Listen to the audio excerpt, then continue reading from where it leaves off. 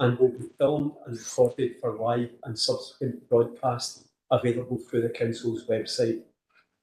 The Council is a data controller under the General Data Protection Regulations and Data Protection Act 2018. We broadcast and record Council meetings to fulfil our public trust obligation to enable members of the public to observe the democratic process. Data collected during the process will be retained in accordance with the Council's published policies available through the Council's website. Members of the Council are reminded that they should follow the Council's established meetings protocols, including around the use of the chat facility, and that any comments made in the chat facility are visible to all participants in the meeting, which may include members of the public who have received invites to the meeting. So with that, it also gives me an opportunity to welcome pupils from St Humber's, which is, for me, is the best secondary school in Inverclyde, and not just because I went to it, just because it is, and also Kilmacombe Primary School. So can I just welcome you all today. Before we go to your presentation, I'm going to ask for a roll call of members, and also what we ask for is any declarations of interest. Declaration of interest is if a member of the council has got something, say they had a family member who was involved in a particular thing in the agenda, then they would need to declare that and maybe go into the chamber so everybody can see it's done open and honestly. So with that in mind, I'll ask Diane firstly to go for roll call and then through declarations of interest. We have no apologies of absence intimated. Convener, we will now move to an attendance roll call before proceeding to declarations of interest. Can the following members please indicate if they are present at the meeting either in person or remotely? Councillor Armstrong. Present in the chamber. Councillor Brennan. Present in the chamber. Councillor Fogarty. Present in the chamber. Councillor Daisley. Present in the chamber. Councillor Law. Present in the chamber. Councillor Maguire. Present remotely. Councillor McVeigh. Present in the chamber. Councillor Moran. Present remotely. Councillor Quinn. Present in the chamber. Councillor Robertson. Present in the chamber. Councillor Wilson. Present in the chamber. Reverend Burt. Mr Doherty. Present in the chamber. Reverend Donaldson. And Ms McEwen. Present remotely. Are there any further declarations of interest?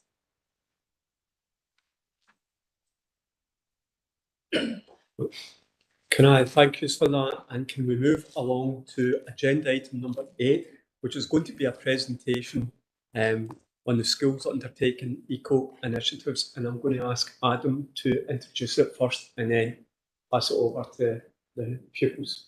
Can I just check for everyone, do we need to put the microphones on at the front? It would help, yeah. If just when you're speaking, folks.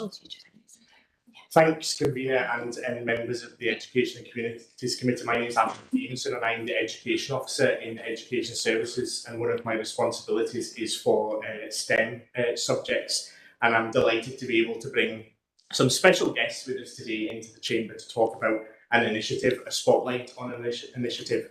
As you'll know, Eco Schools or Learning for Sustainability, as we badge it in education, is clearly a very important aspect of education that we need to share with young people. It's become more important in recent years, but it's always been part of our curriculum. One of our founding principles of Curriculum for Excellence was to develop responsible citizens, and obviously that's an important part of that.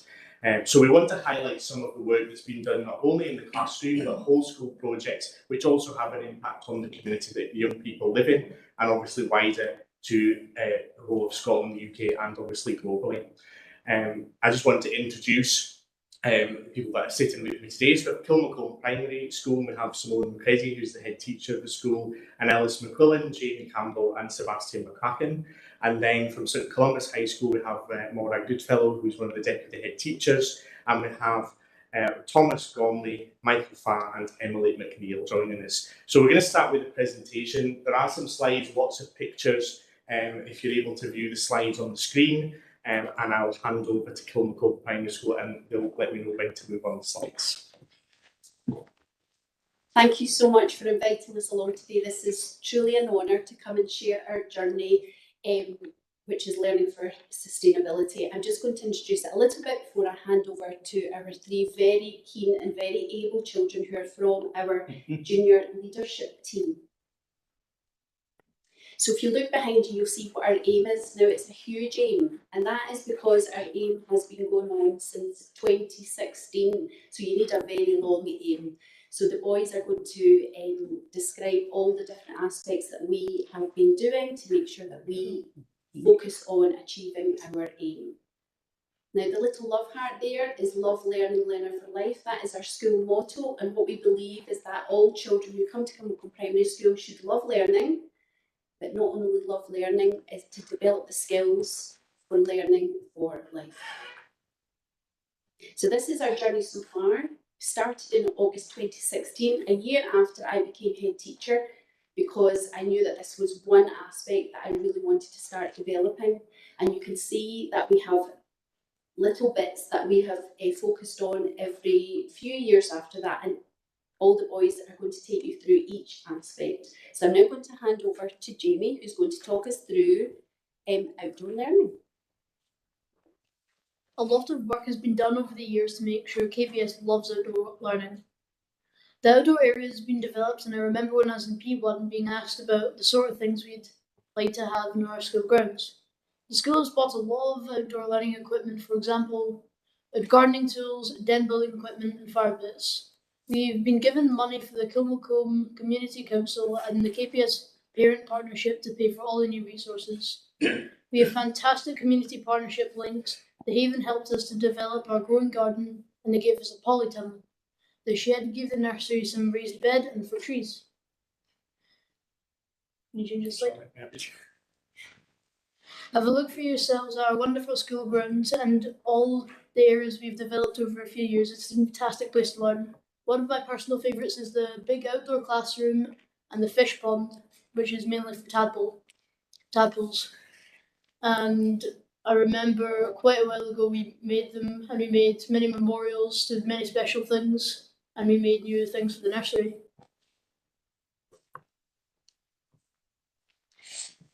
In 2017, the school was given £3,000 to buy cookers and cooking equipment. The children in the school learn how to prepare and cook vegetables that were grown in the school garden.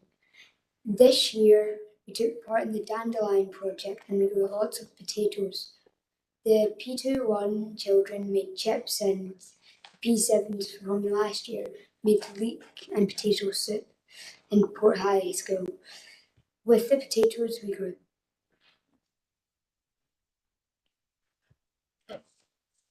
Last year during lockdown, the KPS Outdoor Explorers Award was launched. Each class had to work their way through a range of outdoor learning skills and activities to earn the following badges: fire and cooking skills, nature skills, safety skills, den building skills, tool skills, #KPS loves the environment.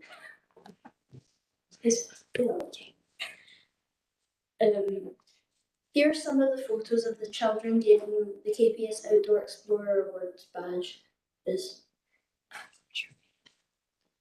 My favourite one was when we got to go and use the fire pits and toast marshmallows and make beans and things like that.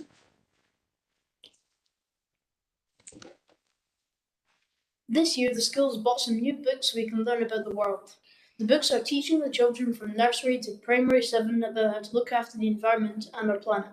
Please change the slide. These are some of the nursery books. And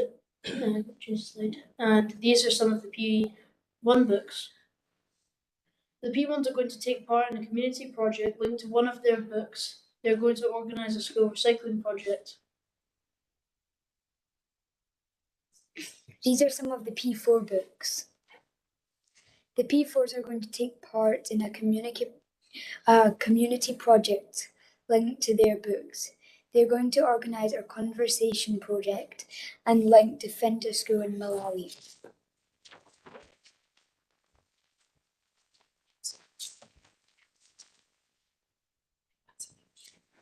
These are some of the P4 books. P5 books, sorry.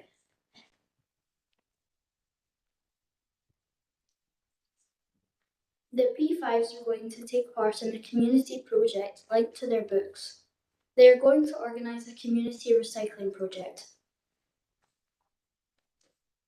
Our next steps are to consult with the staff, parents and children about how well we are doing with learning for sustainability and continue to develop community projects. We hope you have enjoyed our presentation. If you get your phones out and scan the QR code, we have a surprise for you. It's the KPS Outdoor Learning Doodly.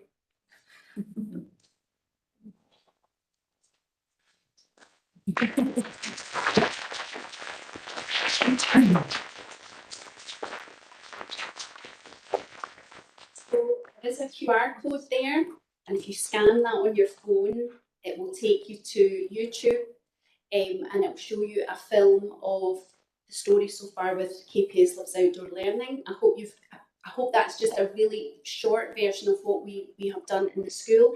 Has anybody got any questions? Because the boys would love to answer some of your questions. Thank you, Ed. Excuse me, Councillor Wilson, we've got to follow it, but so normally it waits for the convener to call them in to ask a question. It's my school. And given it's in school, especially because of that, because you don't want to. Councillor Wilson, would you like to ask your question? Oh, thank you very much, convener. That's very kind of you. It's very interesting in all the outside people you've spoken to about this community council, the shed, etc. Tell me, with the Haven, did you go and visit the Haven, or did they come and help you in the school? They came to visit us, I think. Did they? Yes, the Haven have been exceptional. They have been our partners since the start of the project because one of our parents works at the Haven. So they have created the outdoor growing garden for us, but they've also implemented some wooden poles that we use for den building as well. And what they do is they grow some vegetables and fruit at the Haven, and then they bring it down to the school and then they help us to plant them. So without them, we don't have that sustainability. So that's how we are able to have a successful project through their support. Oh, well done, boys. That's an excellent venture. They're a very good organisation, one that I also take a lot to do with. Thank you for your answer. Do you have any other questions, Councillor Wilson? No, that's it. I'd keep it short. And do we have any other questions for Francesca? Thanks very much. That was a really interesting presentation. I was really interested in what you're saying about the marshmallows and the fire pit. I just wanted to check, do you have the marshmallows on their own or do you have them with chocolate or anything like that? Be careful. Yeah, it's not a trick question. Well, usually we just toast ourselves. Thanks very much. Sadly. To give you an understanding of the predation with the fire pits, so the primary ones use the fire pits and then that's right all the way up to primary 7. But in primary 1, they would maybe toast some bread, right up to primary 7, where their skill is they have to plan and create an actual snack or a meal. And I think you made something recently. Yeah. We made baked beans. That was good. Elizabeth? I thought Keith Librarian was going to see how you got the marshmallows with. I thought she was asking herself to eat some marshmallows. So the question I've got is, what's next? What's the next thing that you really want to do? Because you've done so much and it's all about sustainability, so that means that we keep on going with things and we don't stop, we keep going forward. So what's the next thing that you guys have got planned? We're planning on growing more things in our garden, so instead of importing stuff from other sources, we can be more sustainable and make our own food. Fantastic, all the best of that.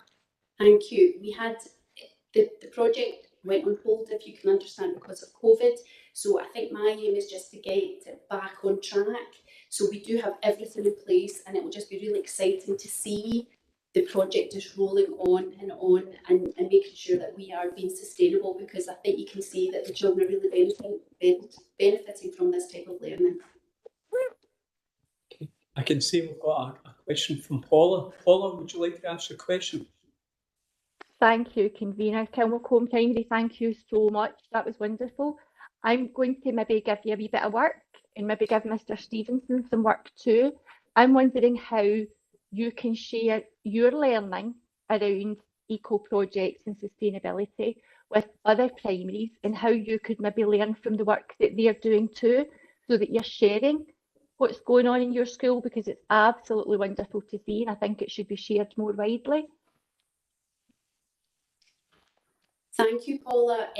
On Friday, we hosted the play pedagogy training session for the primary 2 teachers, and we took them on a tour of outdoors, and I did a very short presentation on our work on outdoor learning.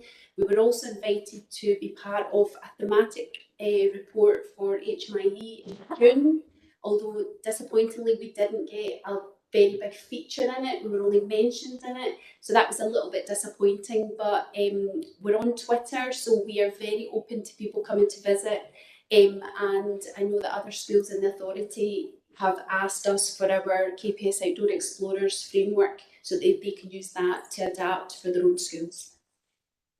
Excellent. Natasha, do you have a question? My question was, what was your favourite thing to have known was grown locally? So you were talking about food being taken to you that you either had grown yourself or the Haven had grown. What was your favourite fruits or vegetables that you got to have at school? My favourite food that we grew was the potatoes. So why don't you tell a story about your wee sister? About the turnip. Do you remember the story? My sister and her class read this book about it was like a turnip book. So then they planted turnips, and so you'll all be familiar with the enormous turnip story. So one of my favourite things was when Seb's little sister was in primary 2 and they had grown turnips, and the whole class went out and they actually pulled the enormous turnip out of the ground. And I remember that was a really lovely story, but it brought it to real life for those little P2s. It was lovely. Oh, that's amazing. Thank you. Thank you, Natasha.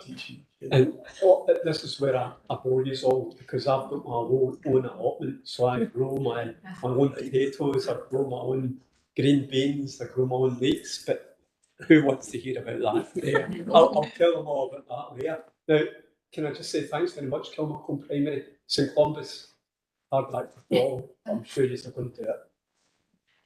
Well done.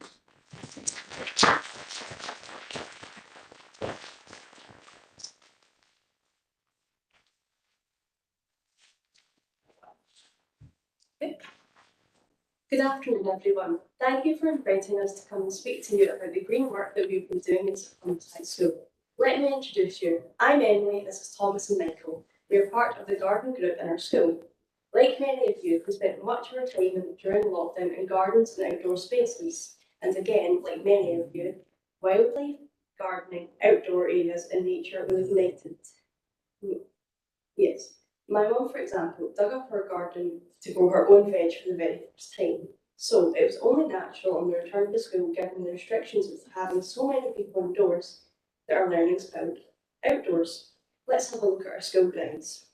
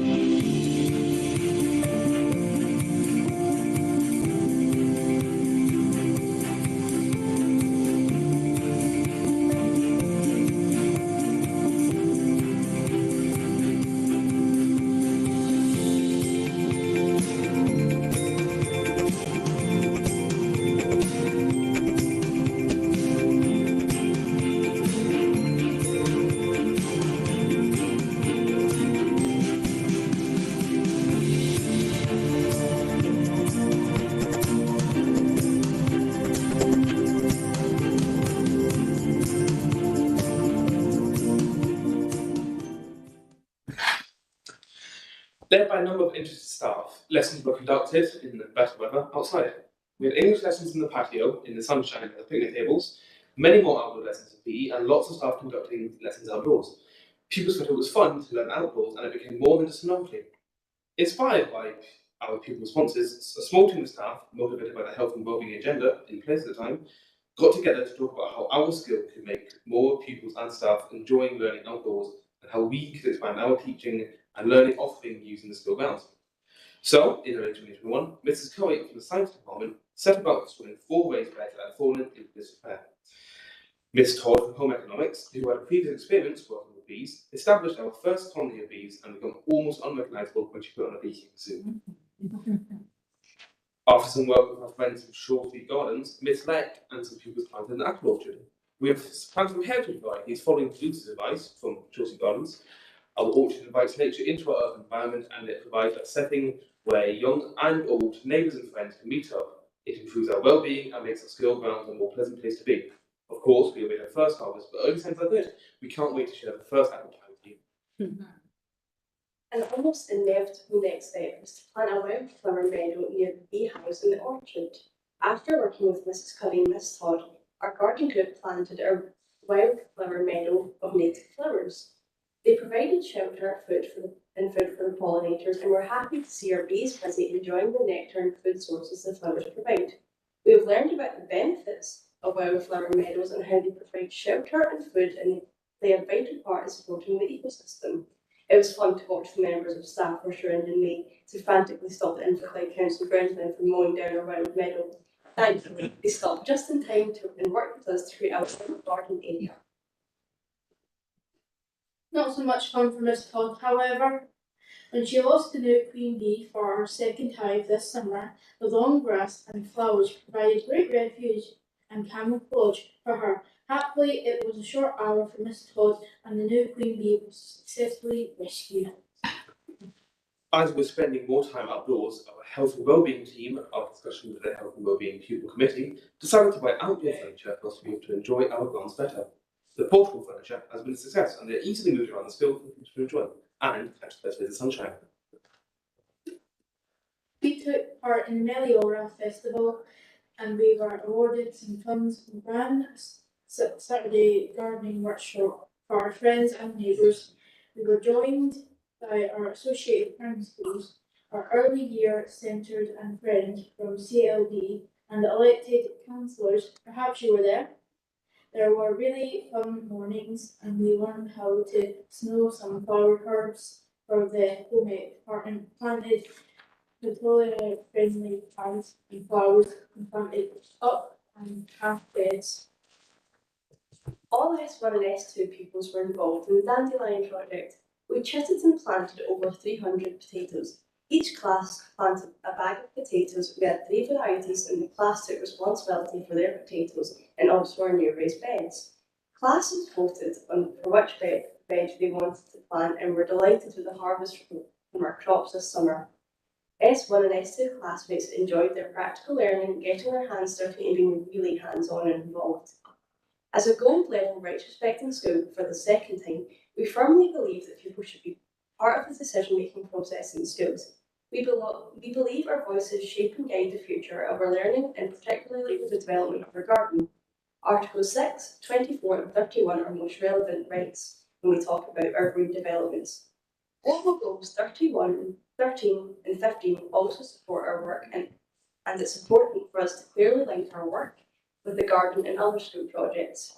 The Sustainable Development Goals are the solution to overcoming these issues, in this case, climate change. As part of the Dandelion project, we held our first ever Interfaith Harvest Festival.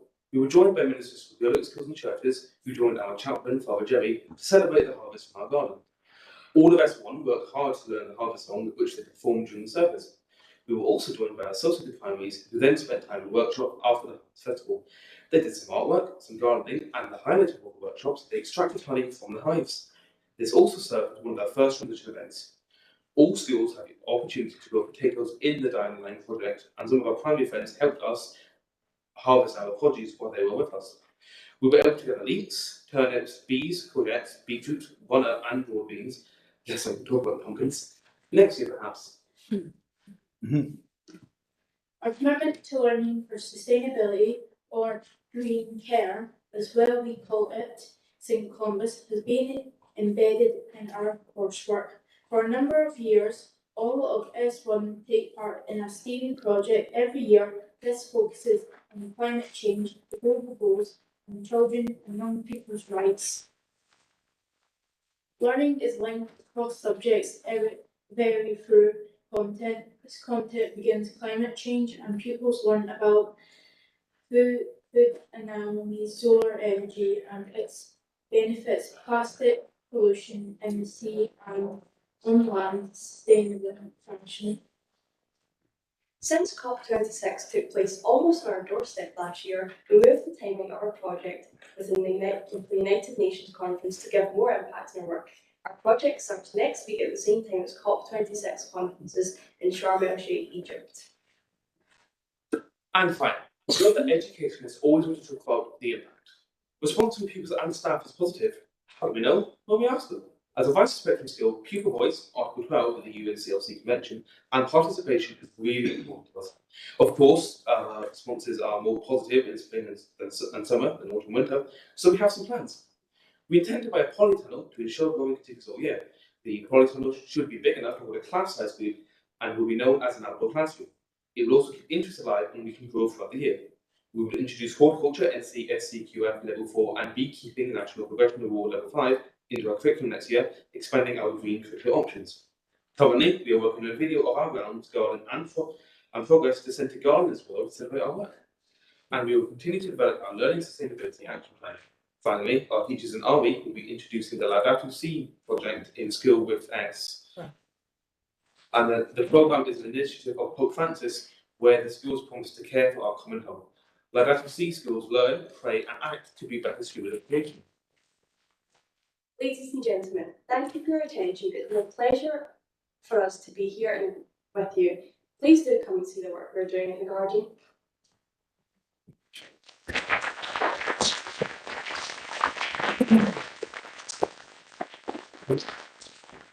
Thanks very much for that. I noticed in the video to begin with, Mr. Roach commented that you should have won the best view in Scotland. Competition now, I couldn't possibly comment. I thought it should be drawn between you and Clyde View because I'm a politician and I've got to say that. I'll open up to questions. James, first of all. Thank you, Convener.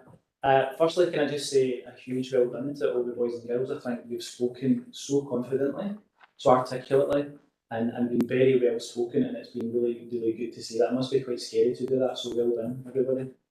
I have a question for St Columbus. Is there a plan to influence your parents and the parents of the kids across the school to be more sustainable and grow food in their gardens? Very good. Well, we're planning to develop the Dan's Line project a bit more, and a lot of the Saturday mornings, parents have been able to come and help, which has kind of given them a bit more information about what we do, which can influence their sustainability and their influence about the planet. Thank you very much. Good question. Lynn, and first Lynn. Yeah, just to reiterate that, so just to say that I grew my first bag of potatoes as one of your Saturday morning sessions. So what I need you to do is invite me back and show me how you cook those ingredients. I've done the first stage now, I just need the second stage, which will be really helpful. So one of the sessions, the really interesting thing that probably no one else is doing is the beehives. You know, so first of all, how brave you are to have a beehive, because the thought usually terrifies most people. So I'm just interested a wee bit about that. Like, when are you expecting your first harvest, and what are you going to do with all that honey? And my house is just across the garage, so my door will be quite rapid now.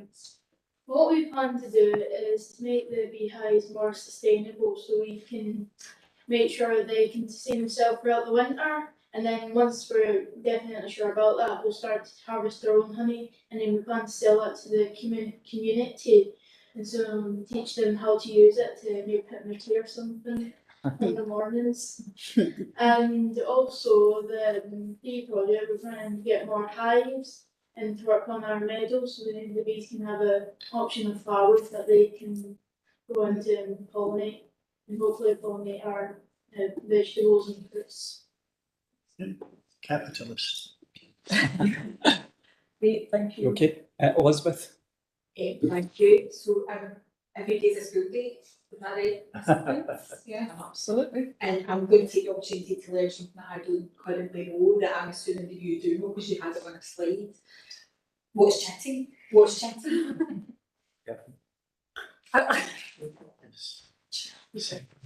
Chitting is when you have your potatoes and you have to wait for sprouts to come up before you plant them. Councillor Clark, looking at me, as I can see. Told you that. You put them in the dark to If you begin had with. on a slide, I You would put it in the dark and you put them in egg boxes to begin with. Right? Just ask me anything, Liz. Okay, and the second point I was going to make was that you know that we've recorded meeting and someone did say that we were getting an apple pie and that's it. And marshmallows. Councillor Wilson. Yeah, thank you. Thank you very much for that presentation. That was excellent. I understand you take part in the Duke of Edinburgh's at school. Does any of your work here with this project count towards your qualification for the Duke of Edinburgh Awards?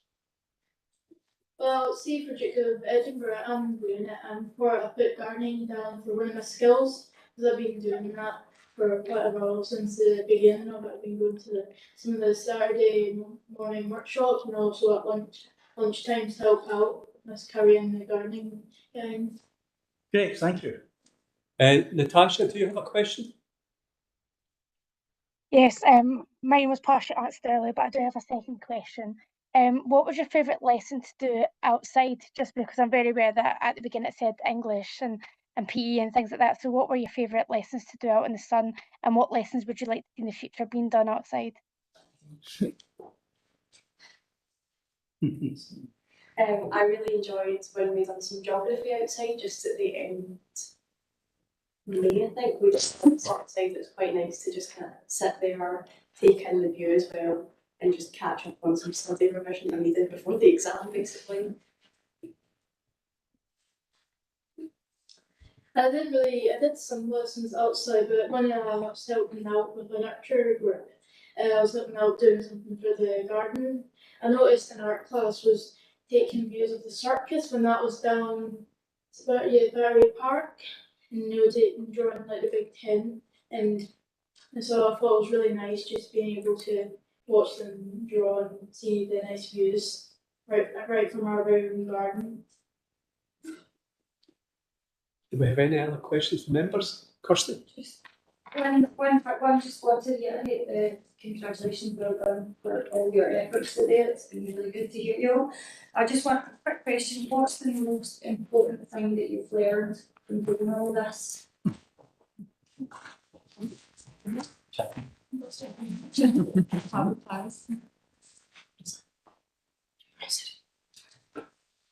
Well, one big thing we've learned from this is how serious an issue climate change is and what we can do to help stop it. Even something as small as opening a school garden can go a big way to helping combat this massive issue. Okay. That's the answer. Can we thank the Pupils Facility Club as well?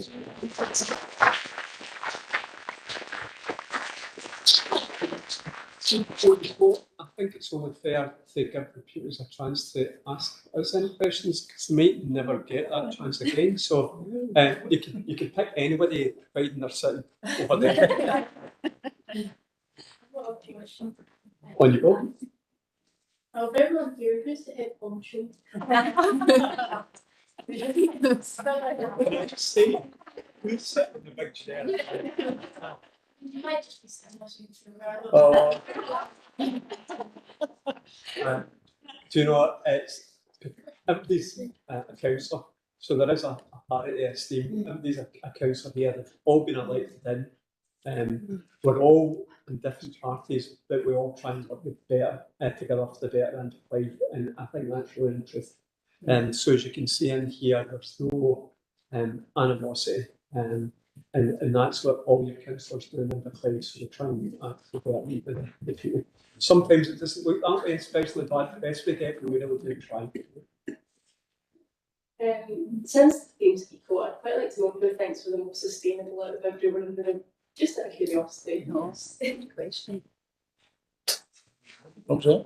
Who's the most sustainable? Yes. I'm not saying I'm the most sustainable, but certainly something that I'm really, really interested in. So I think some of the questions people were asking, like Kirsty and Lynn, I really agree with, and I thought it's great to see everything that you're doing. And it gives us hope for the future, but I think, like you said today, we've just got to remember it every day, and I think one of the problems is always the inconvenience sometimes that people see of sustainability, but you've made it all sound so much fun, and I think maybe we've got to see a bit of that in it as well, but I don't know how sustainable they all are. I'll bring I would just take a follow from one of what Francesca said was when we all first started in this term, like May, June time, we all got together collectively as a council to agree our shared priorities, and the green agenda was the top one. So we will all work to be as sustainable as possible in our group. But can I just point out, I'm the only one that involved. Just want to say that. Can I just say I've got an electric car, so I'll do Can I just say I'll walk everywhere? I'm not wanting to try and one up anybody. No, sorry. Any other questions? Yes. Who's got the best sense of humour here? Me. Councillor Wilson is well known for his sense of humour. He may look old and grumpy, but he's actually got quite a sense of humour. I'm afraid my after dinner jokes, you're too young for me. Okay, oh, yeah. Do you all have different roles as councillors? Do different things? I think the main role we've got, because we're each elected for a particular area as well, the main role is to represent that area. We all might represent different parties, and we all stand on what's called a manifesto, and that's what we say we're going to take to town. Every councillor will help their own area, so whether you're from Guro, like Lynn and Kirsty, whether you're from Port Glasgow and Kilmacombe like David, whether you're from Larkfield like James, or myself and Francesca and Elizabeth, the town centre, we all want to make sure the best for our area, but we want to make sure the best for Inverclyde as a whole as well. So we've all got individual wants for our area, and we all work together for that. But we want to make sure Inverclyde in total. That's quite a good answer. Yeah. Lynn? Sorry, I just like Oh, outfitly like some of us don't have a party, some of us are independent, so we don't have a political party, we're just here to represent the community. You're homeless. Because that's the nice one, just next to the club. And can I it just leaves me to again thank you very much, and I'll give you a wee round of applause again. If you want to stay and listen to all these people talking, I wouldn't. I totally agree. I would go out, look at the town buildings, look at the court if you've never seen it before, and it will give you a wee idea of the place it represents your area as well. So again, thank you very much.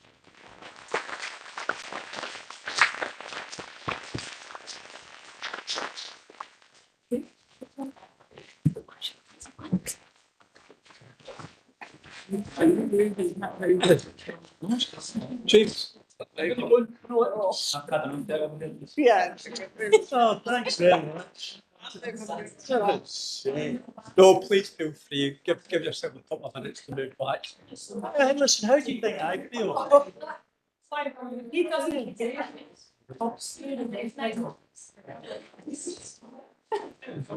Listen, Tories have got feelings as well. They'll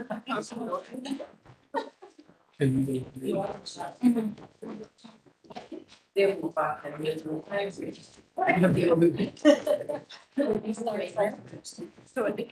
know it was too much. Yeah, I don't know if you can Something's changed over there, I've got to say. Oh my God, hey, that's how it is, isn't it? You mean just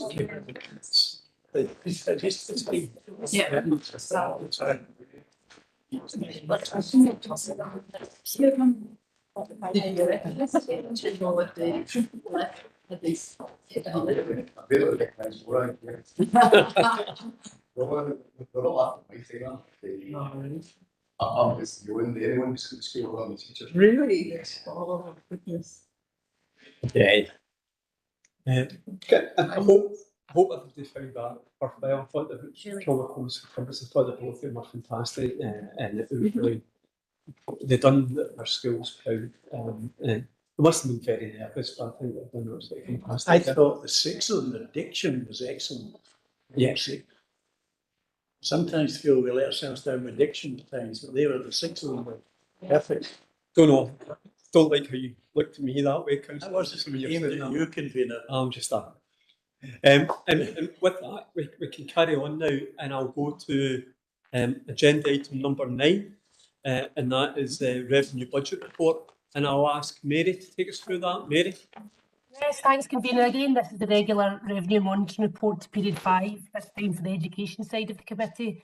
The current projection is an underspend of 33,000, details of which are contained within the report and appendices. The committee is asked to note the current projected underspend for 22-23, to approve veerment as detailed in 2.2 and appendix 5, and to note the net position of education and communities overall, which is an overspend of 25,000. Happy to take any questions. Just before I open up to questions, I'm going to ask Ruth to perhaps comment on the environment. Ruth? Yes, through you, convener. I'm struggling to get my microphone on.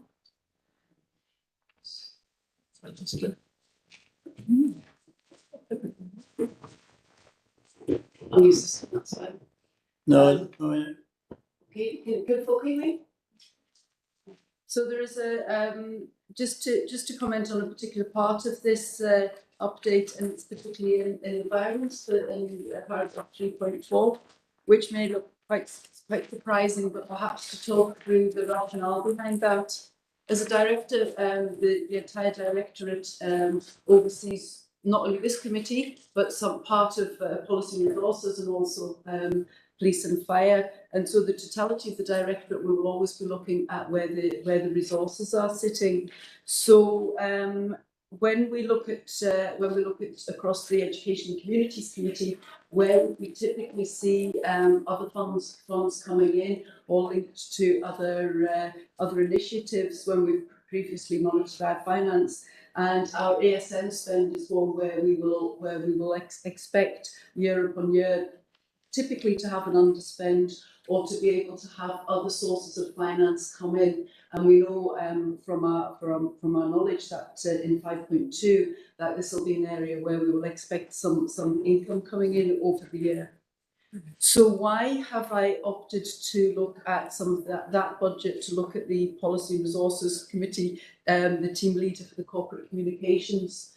That's because that particular post is one that had previously been 3 days. We've now upped it to 5 days. And if I had a penny for every time somebody said to me, nobody knew of some of the initiatives, then I'd be a really rich person. So what we are trying to do through that post is to up the amount of information we give out, where we're doing very, very good things, and we're trying to get them to more and more people. Now, if you look at the examples that we looked at, Meliora, if we can get that out through a good corporate communication strategy, then we can get more people benefiting from it. So I, as your corporate director, firmly believe in that, the value of that post. If we look at all the particular events we had over the summer, again, that was a joint initiative between ourselves and corporate communication, getting the information out and being able to promote that. So whilst it looks odd on paper, and the actual practicalities through my eyes as corporate director is basically saying this is a budget where we will tend to see some underspend over the finance. It certainly won't make it to anybody's post, or it won't be taking away frontline resources to the young people, but we're actually asking you to approve the environment as controlled. Perhaps gives a little bit of context behind what might look odd without any context behind it. Okay, thanks for that explanation. I'll open up for questions from members. Just one question. I presume George is happy with this? You convener, yes. Just a supplementary. Yeah. Is George delighted with this? George is on the call, so he could answer for himself, I'm sure. But yes, George is delighted with this. It's the I think it's what we have seen is where we work cross-directorate, even in the heads of service, the power of the different skills and strategies going together is what really makes things happen. And we've seen that in a few papers that we brought this afternoon. Okay, thank you. Do we have any other questions on the paper?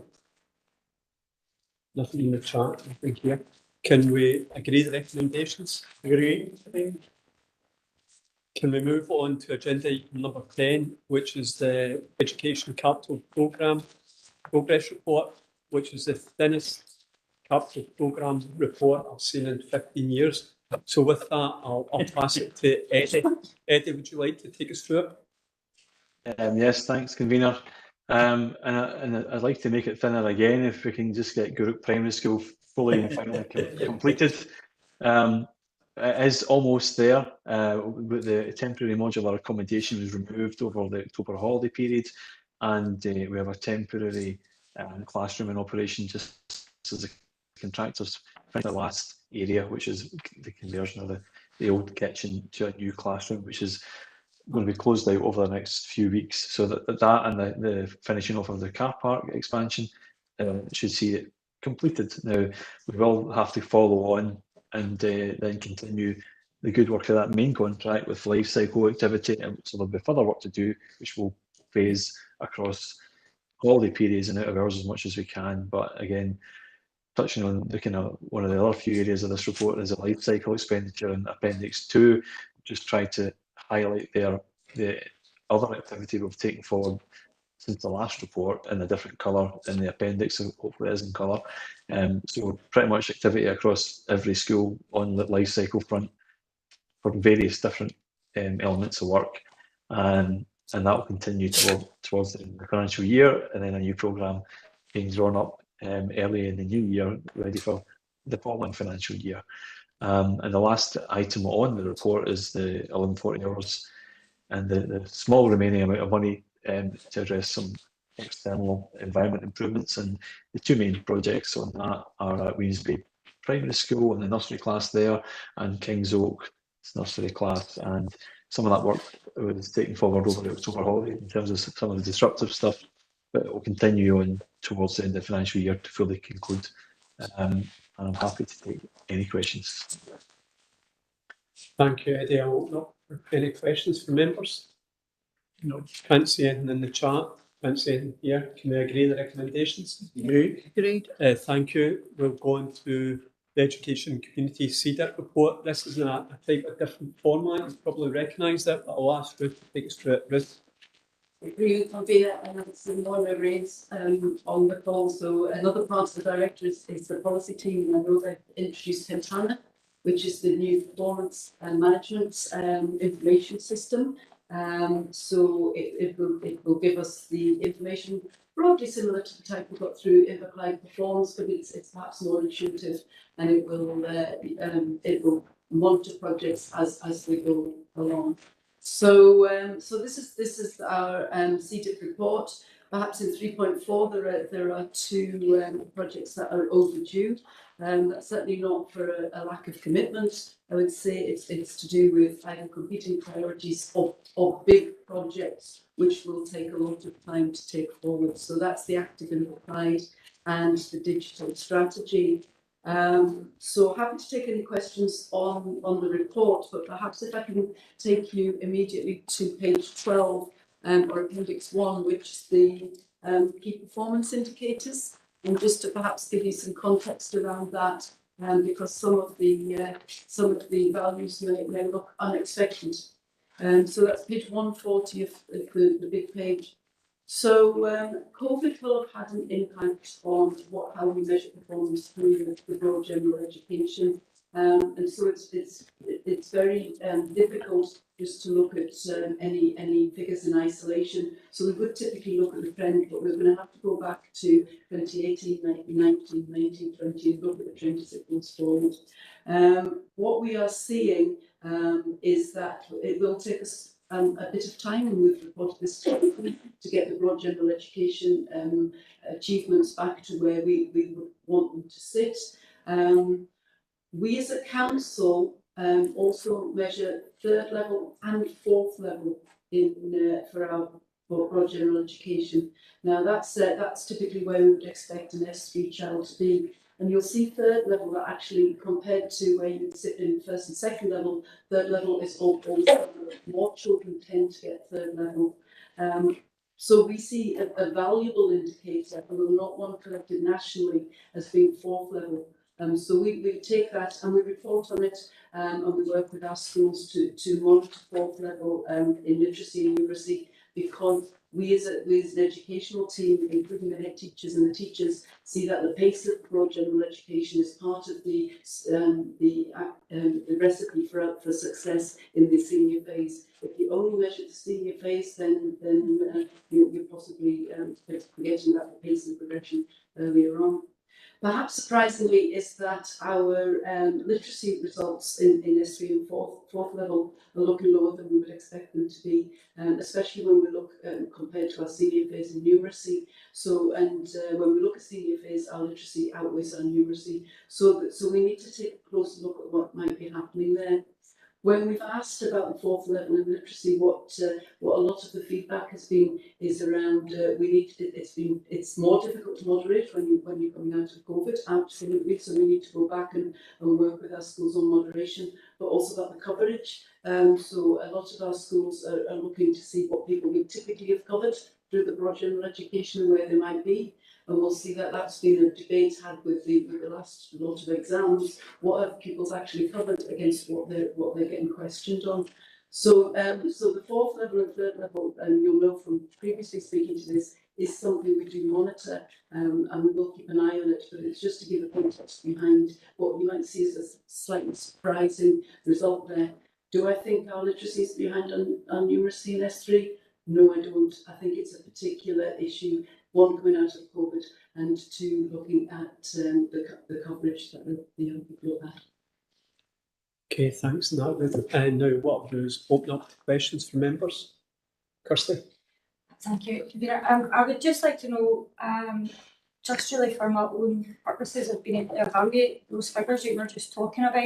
I know that the last couple of years hasn't been available because of COVID, but for that one figure in literacy, what would it have been around before that date, just so that we've got a kind of comparison? I won't have the figures to hand, but I think we can give you some historical data, and we can circulate that around the committee, so we can have a look. 4th level is one where we don't necessarily always get the national comparators.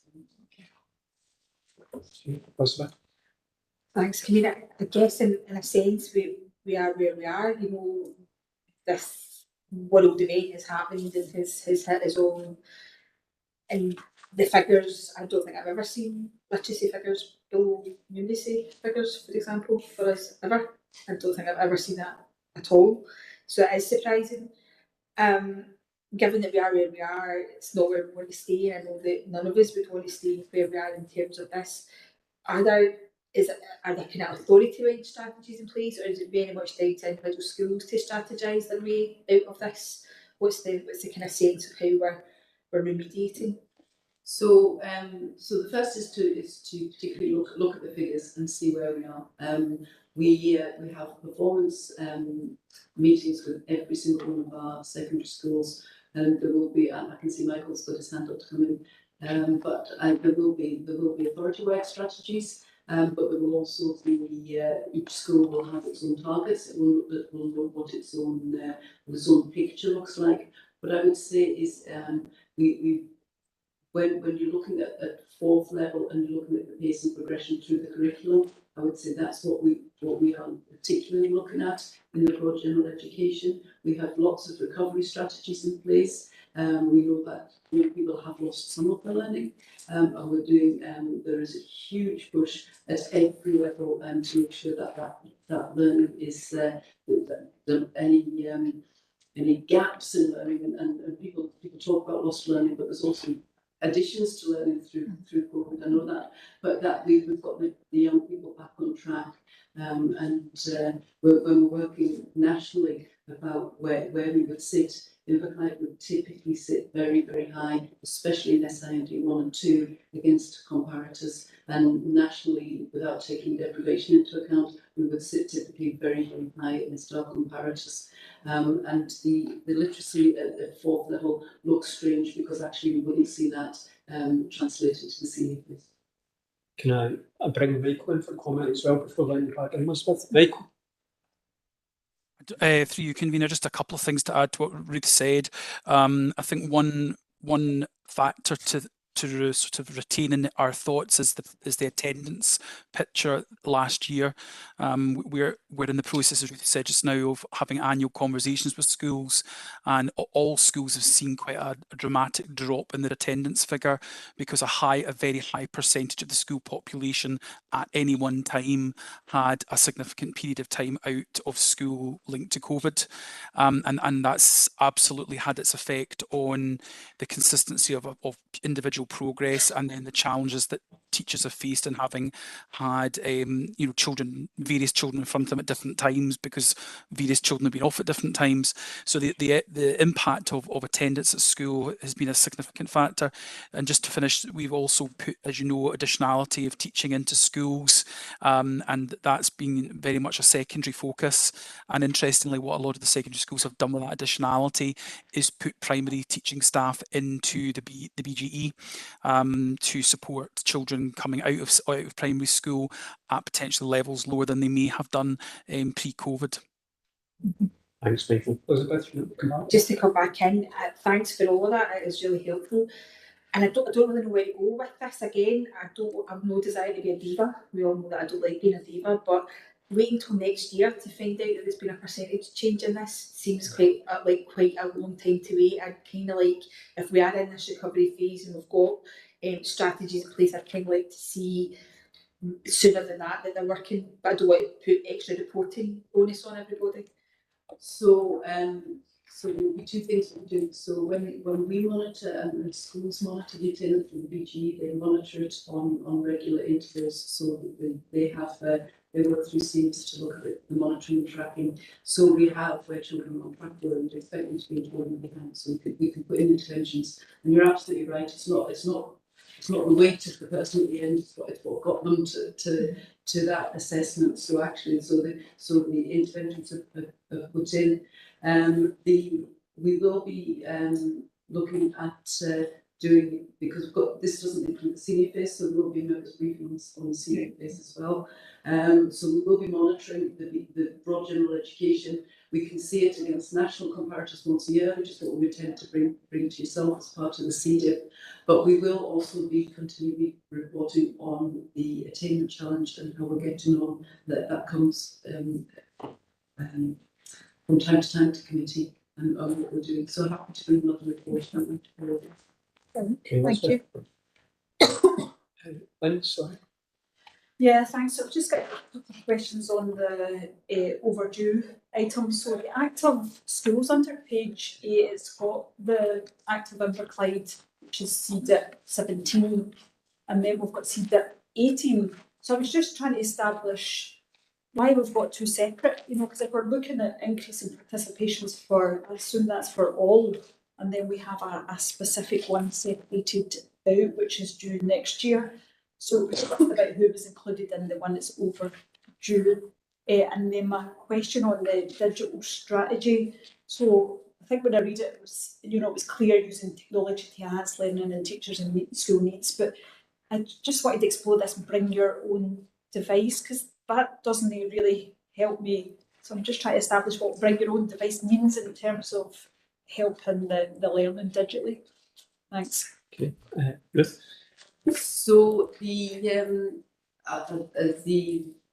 two separate, the active Inverclyde is the one we started quite a bit back, looking at the hubs and the creation of sports hubs, and going back pre-COVID, we had the meeting. We're looking at where we want to go for the active Inverclyde, and I think we came away from particularly the sports strategy to be the physical activity and sport. The second one, number 18, is particularly one that we worked with Sports Scotland. So although it's a kind of sub project, I understand it looks odd that they're not sitting together, but it will be because of how we started off the projects.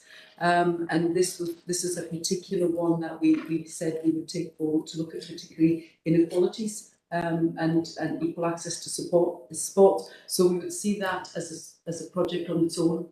Now, the Bring Your Own Device into the digital strategy, perhaps I will hand over to Michael, who will have more of the detail behind that.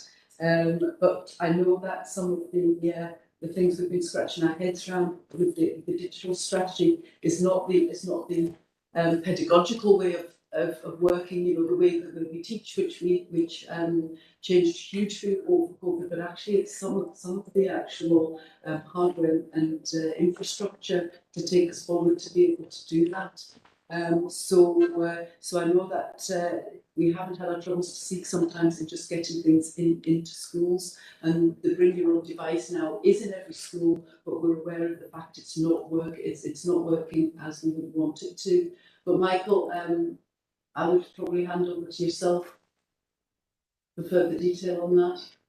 Yeah, through you, convener. So, as Ruth said, what we do have at the moment is the ability for young people to access their own device within school buildings, and we've looked again at some of the security around that to make it as accessible as possible. I think when writing and designing the CDIP, what we had in mind was the potential for there being a device given to every pupil. Now, that was a manifesto pledge, and up until quite recently, there's been not much update on that. However, having said that, in the last couple of weeks, we are now beginning to get communication from government to come and workshop with us as to where we are with this, in anticipation potentially for that being rolled out. The complexity of it nationally being that lots of different local authorities have done different things. Some local authorities, as you may know, have invested their own money historically in devices for pupils.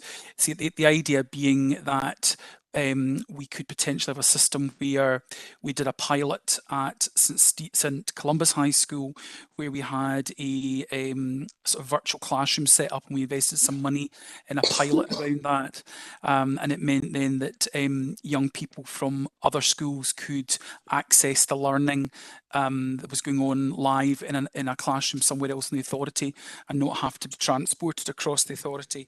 What we're beginning to look at is that all pupils actually, if they had their own device, would be able to use, for example, Teams to access learning at any time, wherever they were, including not necessarily being in a lesson in their own building. The challenge we've had, as Ruth indicated, is that what I think the government is beginning to realise, and hence need to workshop with us about our individual needs, is the challenge of overloading or putting strain on the connectivity and then the effectiveness of the spread of Wi-Fi across buildings. So that's what this piece of work is around, to capture pupil and staff views on that, and increasingly a large percentage of courses is now going digital. So we've got to be ready to be agile and have the infrastructure in place as well as the devices to allow young people to access learning, whether that's a device that they own themselves or one that they're given to through the government scheme. Well, okay, no, I think it's a bit clearer. I think it's just seen that Bring Your Own Device. There is obviously questions about, well, what if you don't have a device, and are we going to create an inequality because someone will have a better device than someone else? So, so I think it's reassuring that that it will be supplied, and clearly we need the technology and the Wi-Fi, because I think we hear it, some of the schools can't even log in their mainframe in a timely manner, never mind doing it on a Wi-Fi basis. So I know that's a large mountain that needs to be climbed. Ruth, do you want to come back in there? No, just to say that we have had a BYOD strategy for a long time, and we opened up the Wi-Fi so people could access it. It's technology goes very quickly, and a few years ago We remember when everyone was reluctant to let the pupils access Wi-Fi, so what a difference we're in. And young people can bring their own device to schools, because quite often they're sitting with a device that is quicker and faster than perhaps something they can access. So that is definitely the direction of travel we want to go in. When we started the digital strategy, it was linked to every young person in the future having their own device, and that was, as Michael said, a Scottish Government manifesto pledge. Now we are working with them, but I think everybody has, of course, anything with ICT, when you begin to work through what it looks like on the ground, there's lots of problem solving to be done in the background. Thanks. Tommy can apologise. Tommy. Right, thanks, Convener. Just to follow on to Councillor Roxton and Councillor Law regarding literacy and numeracy. Now, if we accept the 2 years of COVID, take out the equation, and we're in the recovery period, and our aspiration is to meet our targets, etc. I'm just wondering why, is there any reason why we didn't bring in the previous 2 years, so we could at least look at the trend and then having the caveat of the 2 COVID years and to see where we are going, from a historical point of view? Ruth, it's a question of trends, right? So that will be, we'll be doing that behind the scenes, of course, because we'll have the trends sitting. I suppose it's the way that Pentana actually reports, of course, it's going to give you a 3-year report. But we can look at the trends. What I would say is, if you're looking at the third level literacy, you'll see that that we are sitting fairly high. I mean, normally we're sitting around about target. So yeah, happy to share the trends, but I would give a helpful warning just due to the ability of the teachers to be able to reliably assess when young people haven't necessarily been in the classroom. There's still a health warning even around the third and fourth level that went would have been put forward last year. Yeah, I'm talking about the pre-COVID. Yeah, we can share that with you. Okay, thank you. Nice to meet you. Okay, Tommy. Any further questions? Can't see anything in the chat. Nothing here. Can we agree the recommendations? Yes. When we move on to agenda item number 12, which is the education update report. Michael, do you wish to take us through this? Thank you, Convener. So a relatively short update report this time for committee with 5 areas covered, and I'm not intending to take you through them all individually, just to briefly overview each of them. You'll be aware in 3.1 that there is a current open national discussion around education that is hopefully going to be a significant part of the reform agenda that's currently underway. This is coming on the back of various previous reports we've had, including the Hayward Review that's sort of open and ongoing, and the OECD report. And this is a national conversation that we are trying to encourage and promote and set up our own activities with. There are national events that are taking part. We're also having a couple of events that we're leading ourselves, and we're actively encouraging schools to engage in a national conversation with their parents and their staff. There are open routes to giving feedback to the national discussion, and a wide range of resources to support that discussion as well. Our head teachers have their annual conference next Thursday, and we'll be doing spending part of the day having that national conversation. Ruth and I will be meeting with a cohort of representatives of pupils from across all of our primary and secondary schools next Wednesday afternoon, and spending the afternoon in person with them, going through it. On a Monday evening, I'm taking the Parent Council representatives through this as well. There's a link there to the national discussion if you wish more information. Just a brief update on the Gaelic secondary education. We're due to come back to committee in January, hopefully, with a report from the advisory group on taking forward the options appraisal that we are currently about to receive from the consultant that was appointed to take this forward. So we are on track to bring a report back to committee in January. So it's just to keep committee cited in the progress of that piece of work. We also have an annual process that we're reporting on at 3.8, which is the annual governance process around early years funded providers within the private, voluntary and independent sector.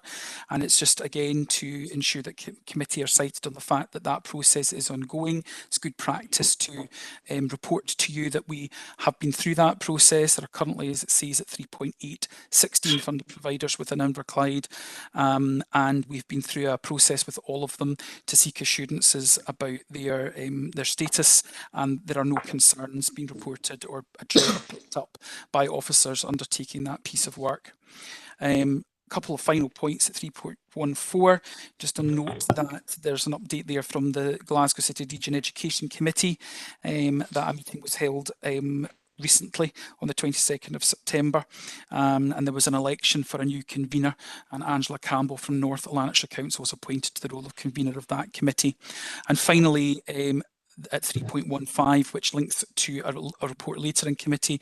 This is a recent publication, so we're still reflecting and digesting on this, but a refreshed Getting It Right for Every Child policy statement and practice materials have now been published nationally, and we will now obviously need to reflect on those both within the service and across the partnership within the Children's Services planning system to ensure that our practice is cognisant of that policy update. So this is a policy report for noting, sorry. So happy to take any questions. Thank you, Michael. Open up to any questions? No questions in the room? Oh, David. Yeah, thank you, Michael. I'm pleased to see that we are enthusiastically taking part in the national discussion, because I do believe we've got something to offer there, because in general, in the last decade in Scottish education, we have slipped down the PISA International League tables. We've failed to do anything about the gap between children from middle families and poorer families. We've done nothing to close that gap. We've been going the wrong way. We, on the other hand, have been doing quite well, stacking up well in terms of other councils in Scotland. And we do have something to offer. And I would just encourage you, Michael, to continue to enthusiastically get involved in this, because we do have something to offer. Thank you, Convener. Okay, thanks, Liam. I think it was more a statement than anything else. Have we got any other questions? No other questions? Can we agree the report? Item number 13 is just a short report on term times. Ruth, will you take us through this? So this is the school term dates for 23 and 24. Perhaps one item to note is that we start the children back on a Friday, and I appreciate that that is not ideal.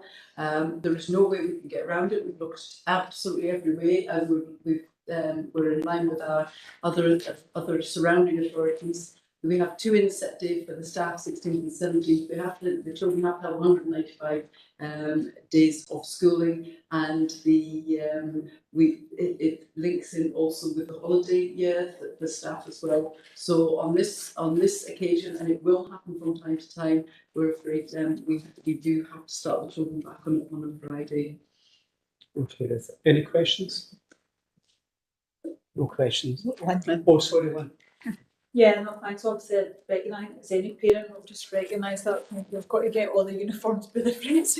We could have had an extra couple of days. So it would be good, maybe you're talking about corporate comms, but it'd be good to get that out, because that's a question that gets asked, and the criticism all the way through the year. It will be saying, why are we all going to start on a Friday? So I think that that's a positive message, that it was, we recognise it, we see it, and we've thought about it, but there's no way around it. So I think to actually make that message might be useful. And we usually circulate it through the chairs of parent councils, and that's the first thing that came back on. It's very obvious. You see the one day at the end of the week, absolutely. So that's the first thing they asked, and we've got a meeting, like I said, next week, and we will explain that. And there are some things we can control, some things we can't, and this is one we can't. Kirsten. I will follow that up by saying I've got a 13-year-old son that really appreciates when we start back with one day to go to the weekend. And if we put it out in corporate comms, it'll be going out under a educational spokesperson. Okay. We're sorry. We're sorry, yeah. So we can agree the report. Great, and I move on to agenda item number 14, which is additional support learning policy. I'm sure it's. I'll let Michael. Was it Lawrence? Lawrence, I'll let you introduce it. Okay, thank you, Convener. An Inverclyde we've had a study of policies, procedures and guidance that relate to working with children with additional support needs.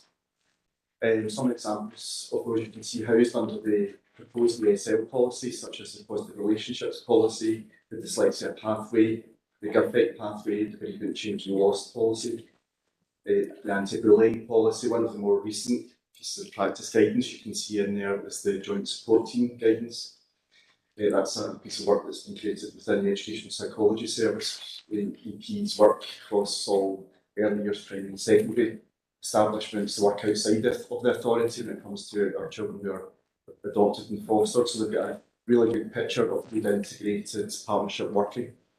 So we created a practice guidance on joint support teams recently, and you've probably heard that increasingly in how people are operating.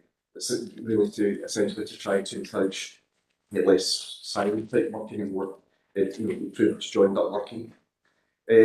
All of those policies, all of those aspects relate back, however, to the Additional Support for Learning Act 2004, which is a seminal piece of legislation that we have in Scotland when it comes to working with children who have additional support needs. The prior legislation behind, back the way from, that was 1981 Education Scotland Act, so it shows you how far away that was. It spoke about special educational needs, which is language that we would be used to. So the 2004 ESL Act still very much is that seminal legislation that we link everything we do within to.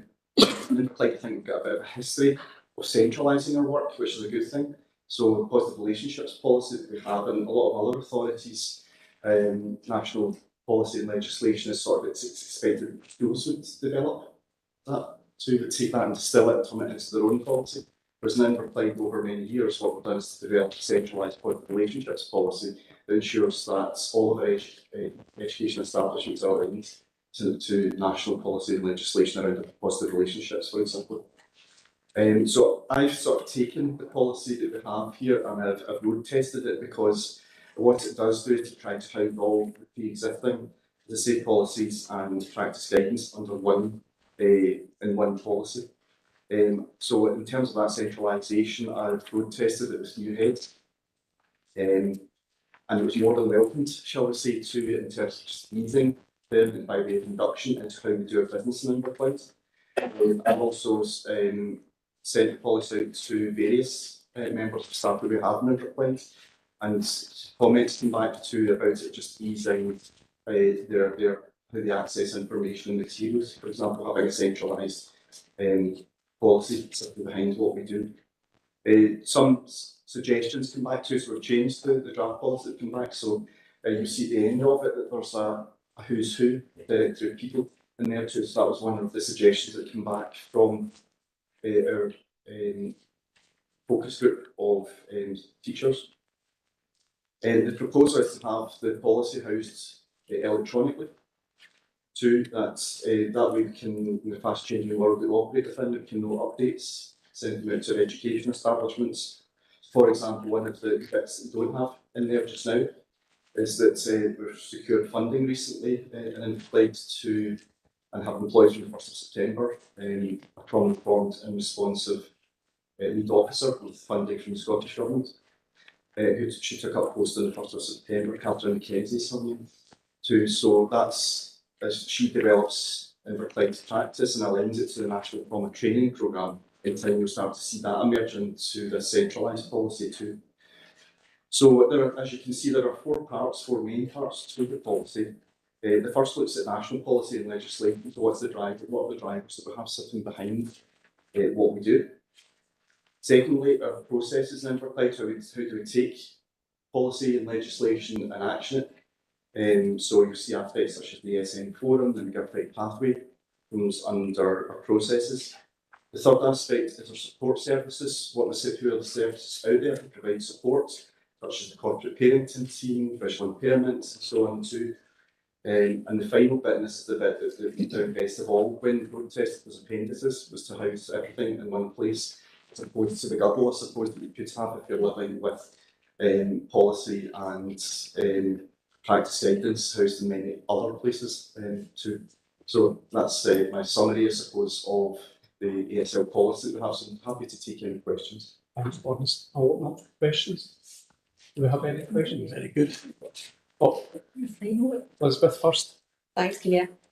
I know just how much work we're going into to developing this, and it's amazing. And I've got to say, the appendices, as somebody who likes a good policy and plan, it was really very, very exciting, because if you've got this electronically and any one of these things gets out of date and is renewed, then you just change the embedded link and things. So actually, just really, I can see how this will help people at their fingertips keep up to date with the policies that are behind all this. So I think we really should be saying a huge well done to the team. That I'm really quite sad that I wouldn't have been part of this time round.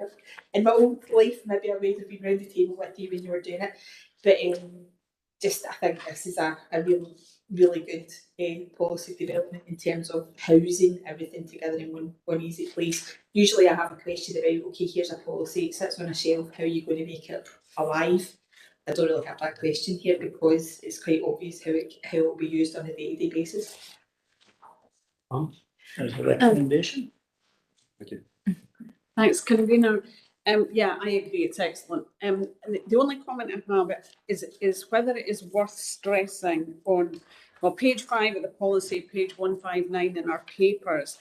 There's a list of aspects that could affect a child's education. I wonder if it's worth stressing that that is not an exhaustive list, because there are, many issues, bereavement, homelessness, sexual exploitation, so on, domestic abuse that could be, if you like, on that list and aren't. And I know, we're not going to have an exhaustive list, but maybe just a line to stress that this is not. I think it's essential. That's taken from not ASL, but it's taken from Code of Practice. It surrounds ASL. That's their list. But I think you're right, because ASL was 2004, so life in the world has moved on since then. So maybe it's been a sort of line at the bottom. Yes, just something to stress. It's not. Thanks very much, and it's excellent. Thank you. I've got no questions online.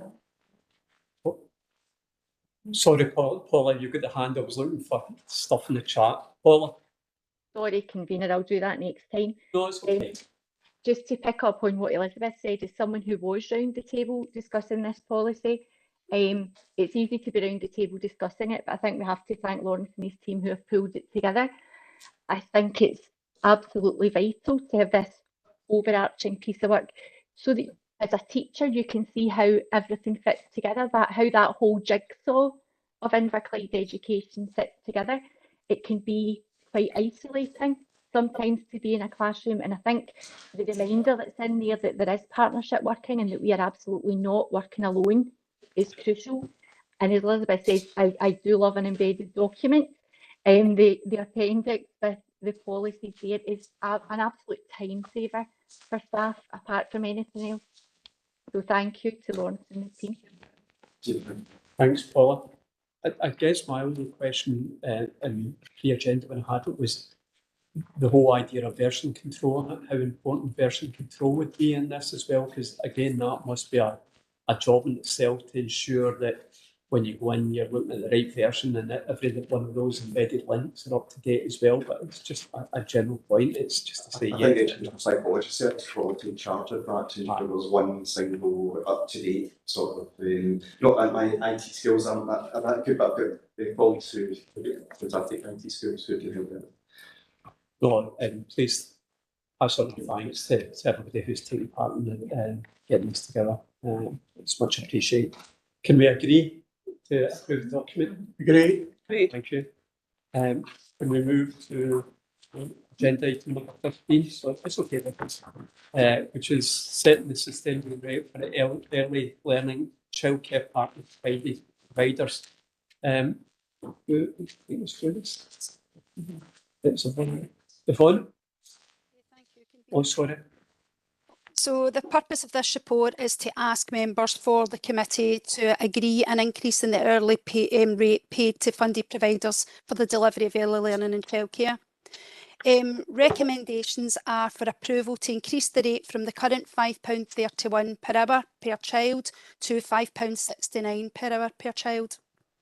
To agree that this is backdated to the new term from 18th of August 2022, and to agree that the rate will be implemented for all eligible children aged 2 to 5 years who are accessing an early years place within a funded provider setting.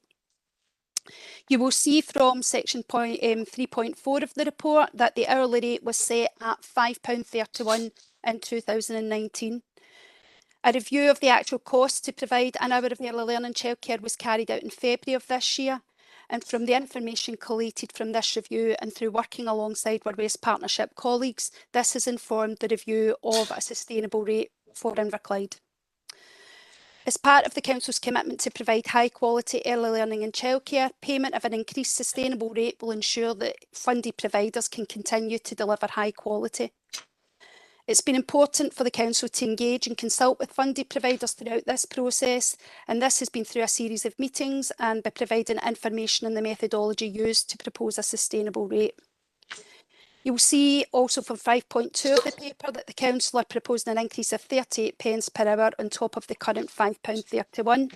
And this is in addition to 50 pence an hour that's already in place to provide a free meal to each child, and 58 pence per day that's provided as part of the Scottish Milk and Healthy Snacks scheme for snacks. If an increase in the sustainable rate is approved, then funded provider contracts would be updated to reflect the revised rate. Thank you, and I'm happy to take any questions. Thanks, Yvonne. I'll open up to any questions. Can't see anything in the chat. David? Yeah, thanks Yvonne for that. Do you think this increase is enough for us for childcare providers to be retained in business in Inverclyde? It's my understanding we'll be losing child carers. Yeah, through you, convener. Yeah, so this rate will certainly help. We have the information from the Ipsos Mori data, and through the analysis that we've done, that we believe that this rate will help sustain quality for providers moving forward. We do know that there has been a decrease, and that's across the board in relation to childminder provision. We currently have 8 childminders at the moment. Certainly that's something that we're looking at, and we're engaging with childminders to look at some of the reasons round about that. Albeit that some have been people that have retired or have moved for personal reasons. However, we are looking at the childminder provision and some of the reasons around about that. Certainly partner providers through discussion and also through childminder discussions seem to be agreeable to the rate that we've proposed. Thank you, Yvonne. Can I have a supplementary? Yes, sir. Yvonne, yeah, I hear what you say, and you're assessing it very closely and keeping your eye on it. If there is a further drop, what is the plan to perhaps increase the money? Which director would go through, or which manager would have to agree that, or which committee would have to agree it? Thank you. So I think that'll be one for Ruth. I'll perhaps come in on this. So we're agreeing the rate, and we will continue to work with our West partners and monitor the rate. If there is a drop in early years of childminders, that won't necessarily be linked to this rate, I would have to say. And we undertake governance with all of our partner providers to make sure they are not only meeting the Care Commission standards, but also the financial governance behind to make sure that they're a reliable provision. People will know in the past that where there has been provisions that have stopped, the council has acted to look at that. So basically, this is a decision being taken for the payment right now, and that's across. My understanding is that's for the year, but we will continue to monitor the provision, and we will continue to look at it. Yeah, thank you, because it's so important, because it's the thing that can stop many people going out to work is the inability to have childminding. Can we agree the report? Agreed.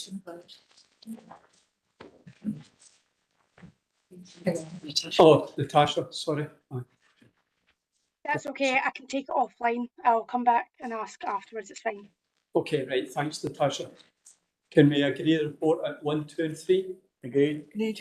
Can we move to agenda item number 16, which is the Inverclyde Wellbeing Service Annual Governance Report? Michael, you get in to add to this? I think the recovering report. Sorry, through you, convener. I think the covering report's quite self-explanatory, but I'm happy to take any questions because obviously I know it's for information. It's for information. Any questions?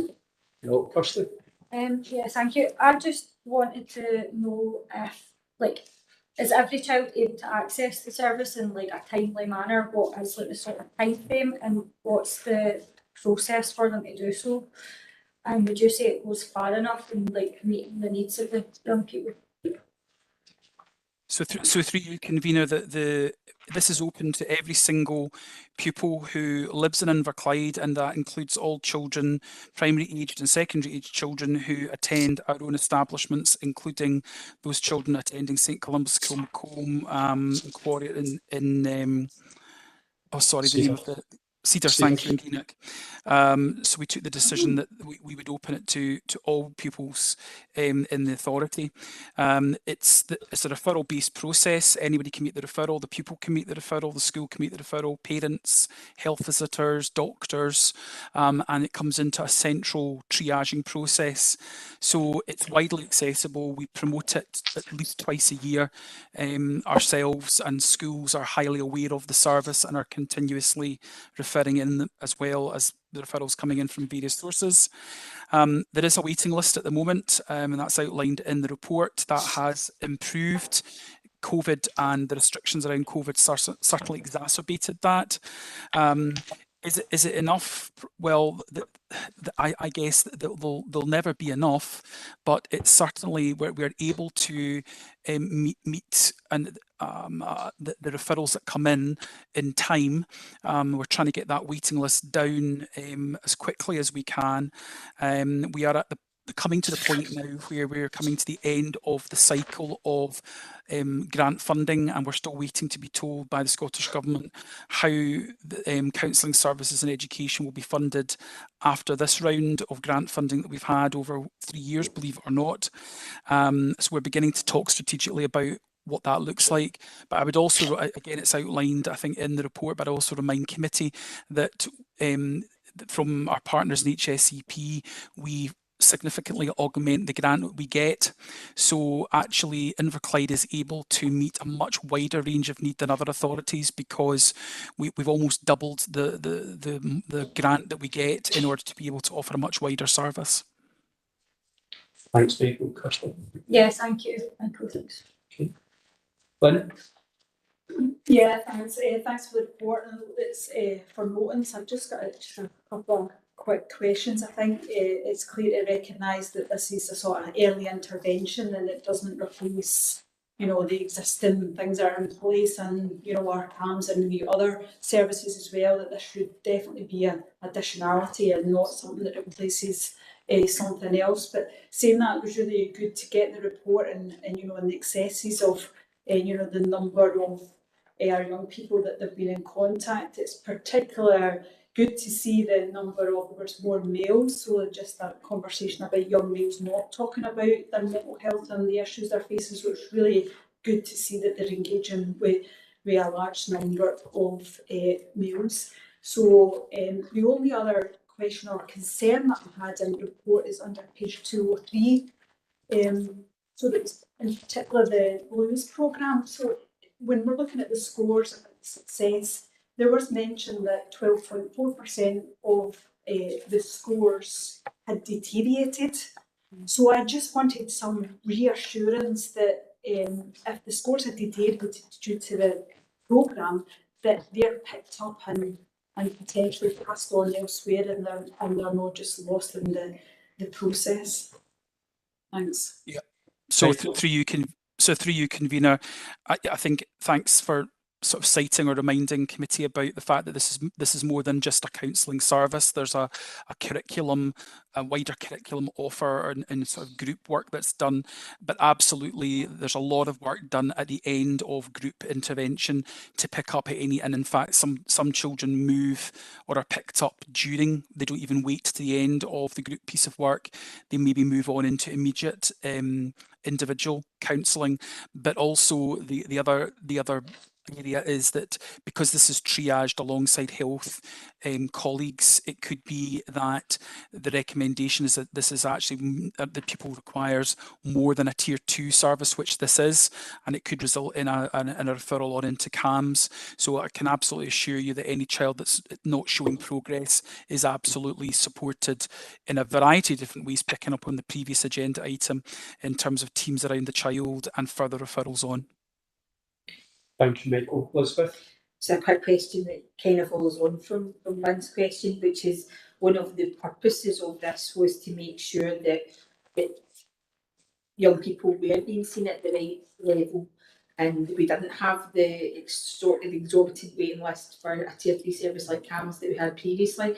And I'm just looking at it, I thought I'm going to remind myself what it actually says in the report, page 207, outcome KPI, a reduced number of CAMHS referrals, and we don't have data for that. So again, I'm just hoping that we can get that quite soon in place so that we can see that the policy intention of this to be seeing young people at the stage that they needed to be seen at, rather than going to the clinical stage of CAMHS for everybody and having the big waiting lists is materialising. Okay, I don't know if you picked up, Michael, if you want any comment. It was probably just... Yeah, I would need to go and cross-check that, Elizabeth. I can come back and report back or come back to you individually on that question. Okay, thank you, Michael.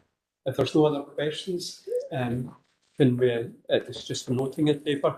And I thank everybody very much for their attendance today. It's 20 to 6, but I think the highlight today was the pupils from St Paul's and from primary. That's us, David. Good. We've already done the business in the appendix. So I'll let you go and see your team. You wish me well tonight.